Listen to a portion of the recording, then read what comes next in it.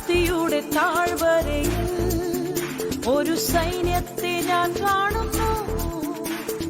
അധികാരം പകരണമേ, ഇനി ആത്മാവിൽ പ്രവചിച്ചിടാം.